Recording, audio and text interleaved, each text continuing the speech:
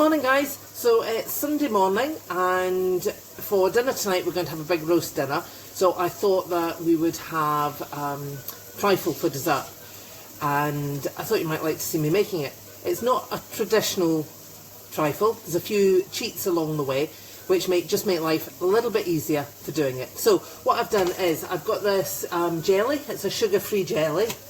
I've got some dishes, some individual dishes to put them in. I like to do them individually. I have bought a packet of little Swiss rolls. You can make your own if you want, or if you've just got some sponge cake left from making it or buying it, you can use that. Okay, and I've also got some frozen raspberries as well. So this is the first part of it. I need to start it early today because I need to pop this in the fridge, let it set before we do the custard layer, and then we'll do the cream layer just before dinner. So the recipe is for the jelly. Now I might have too much jelly for the glasses, so I might put some into some other glasses, and we can eat it tomorrow. So pour the powder in, and it says half a pint of boiling water. So let's get a spoon. Kettle's just boiling. Okay, not better, you can see what I'm doing. Okay, so half a pint. Where's half a pint? Let's check where half a pint is. Half a pint's just here. Okay. So half a pint of boiling water. And now we give that a stir, and we stir it until there's none of the crystals left. If you're using like a jelly with the jelly cubes, then you break them up and you put them in, check the recipe on the packet, and again you have to stir it until there's none of the cubes left. Okay, I like this one because it's a sugar-free one, and having the cake and the custard and the cream on the trifle, it maybe just helps a little tiny bit with the calories. Okay, let's have a look. Yep. So that is mixed up, and everything is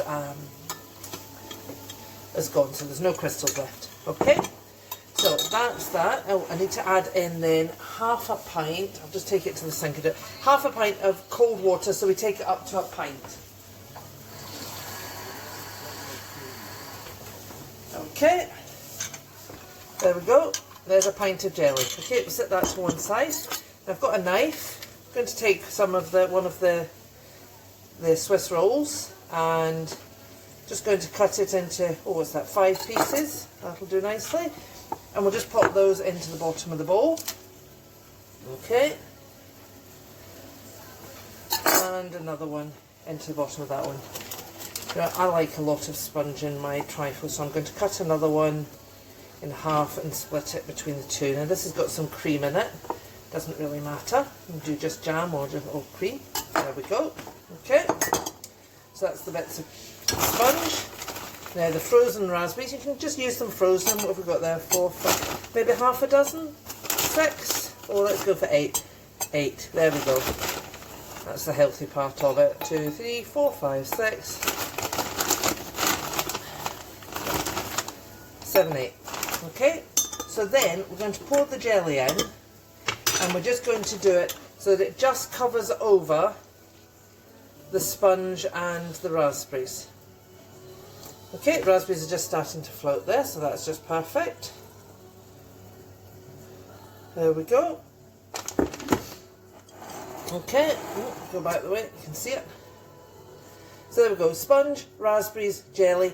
That's going to go into the fridge, that's all we need to do for the moment. And I will see you later on this afternoon when I'm going to put the custard on. Have a good day, guys. Right, okay guys, so the jelly, as you can see, has set. Okay, so that was the jelly with the sponge and the raspberries, has now set. So we're going to put some custard on it. So I'm going to use a carton of custard. This is a light custard, so it's a little bit low fat. So I know we're having trifle, but we can always try and make it a little bit healthier. And again, another little cheat that I'm going to use today. So all I'm going to do is very carefully is pour on a nice layer of custard. Okay.